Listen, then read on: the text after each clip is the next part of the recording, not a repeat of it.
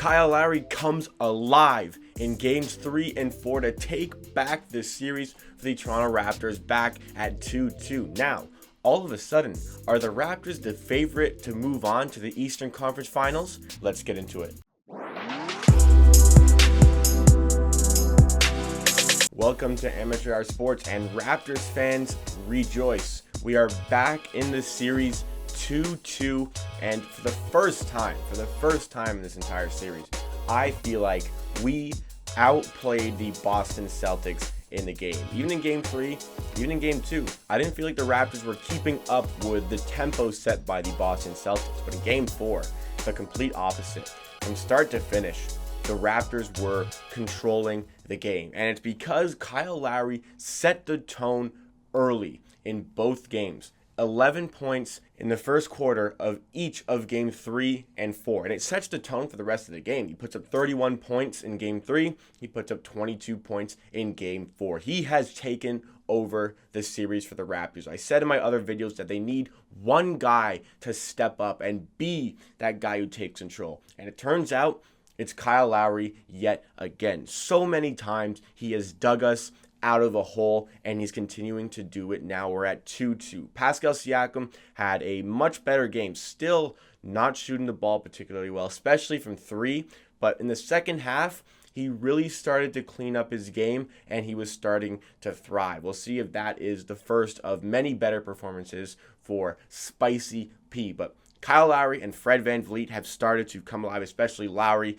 He's hitting more of his threes, especially in game 4. He's, making the paint his home. He's hitting his tough mid-range jumpers. He's hitting it over players, just getting to the line, doing a lot of great things for the Toronto Raptors. And he is the leader of the ship. He captains the ship, and we need him to be that one figure to really push us when we're in those difficult situations. I love what I'm seeing from Kyle Lowry. He's just such a high IQ player. He's so intelligent on the court to get those steals, just to get crafty buckets at the rim. He's so smart at creating contact at the rim, just everything about his game.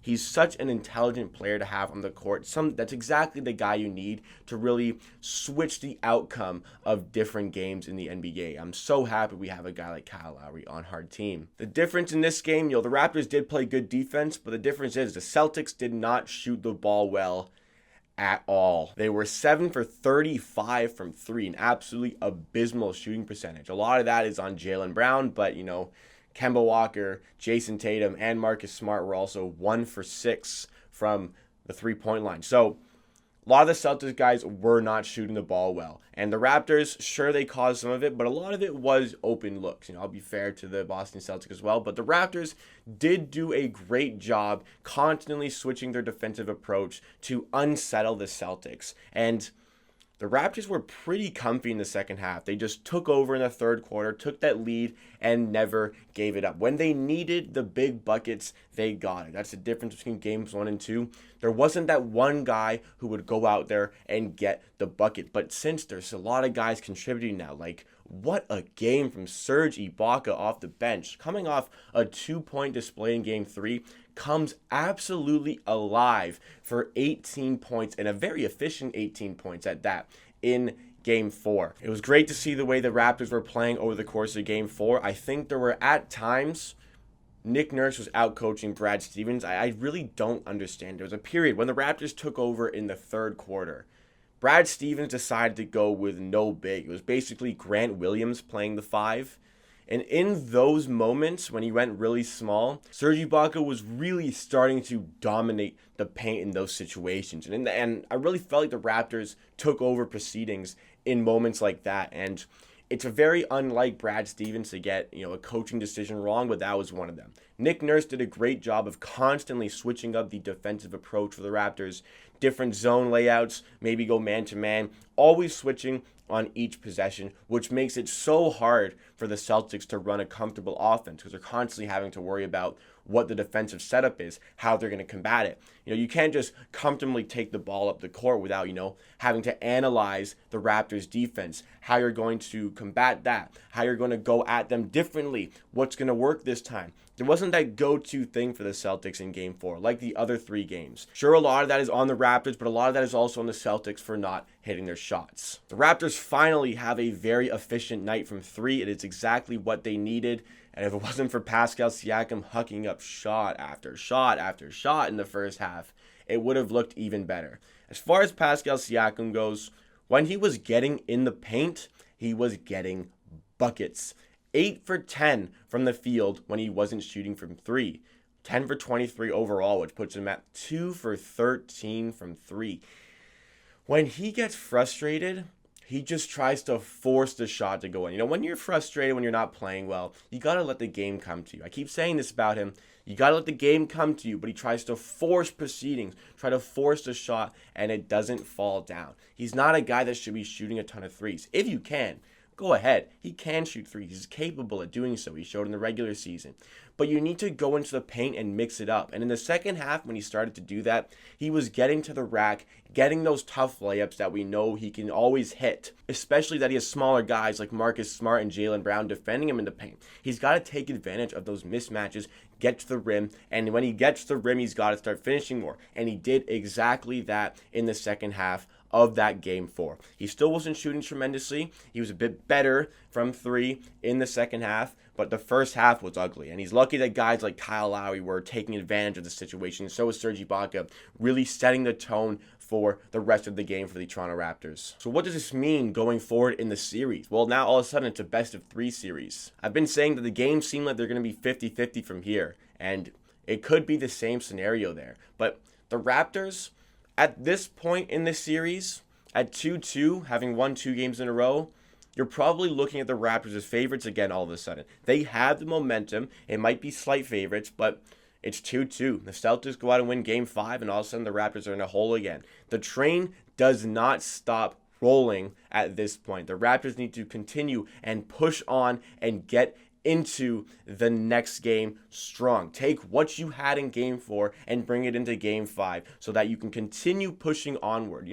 We saw with the Milwaukee series in the conference final last year. We went down 2-0, we make it 2-2, and we roll with that momentum into the next couple games. Boston had an off night here, so if they have a great night in Game 5, this could all be different. But the way the Raptors are playing, I'm actually, for the first time in this series, I am seeing the Raptors control the game. I said it earlier. The Raptors absolutely controlled the tempo of the game, and I was really happy with what I saw on the court for the first time. Even when they won Game 3, I wasn't particularly happy with the way they played. But in this scenario, I am very, very pleased with the outcome. Not only the outcome of the game, just the way they controlled proceedings. And I think they will bring that into Game 5. I have a newfound confidence in the Raptors having found their touch in the game. I said after Game 3 that I haven't really seen the Raptors take over a game, but I have now, and I'm convinced. The guys are getting into their flow, getting into their rhythm. This is a rhythm team. They profit, especially Pascal Siakam, off the rhythm of the entire team, playing their offense within the rhythm of the team. That's the key word here. And I think now that they found it, it's going to be tough to break that off of them again.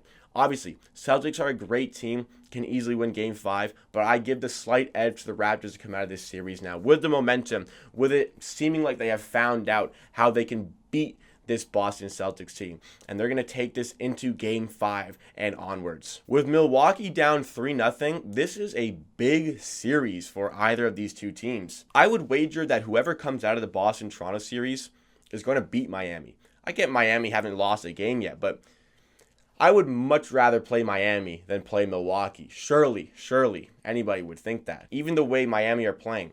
Still, as a Toronto fan, I would rather play them. That matchup suits us a lot more than having to play Milwaukee, even with their struggles in the playoffs. So this is a big series for Boston and Toronto. Two teams who seem like they are now capable of going to win a championship if they can get through this round, but it's very tight. Before the series started, I said Raptors in 6. I'm going to continue to support that statement if it's 2-2 now.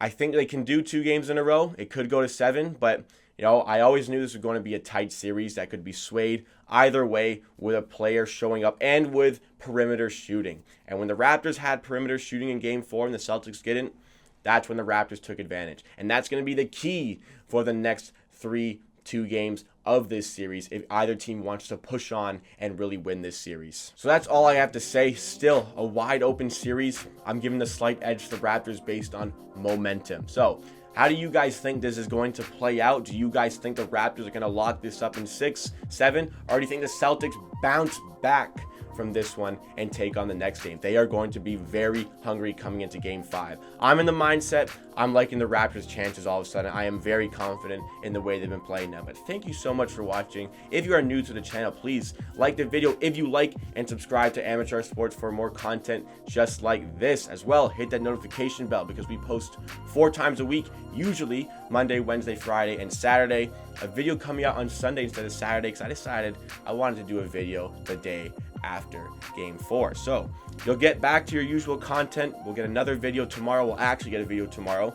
Monday, there will be a video out. So make sure you stick around. If you are new to the channel, please hit that subscribe button if you want to see more of me and more of the content I am bringing you. And if you have been subscribed to the channel, I very much appreciate anybody who has been rocking with me. I really do notice the people who are always there in the comments. I love engaging in dialogue and chat about the NBA, and hopefully you can appreciate the content that I'm bringing out. But thank you again. At the end of the day, I believe what I say, and if you disagree, that is okay. We will see you again next time.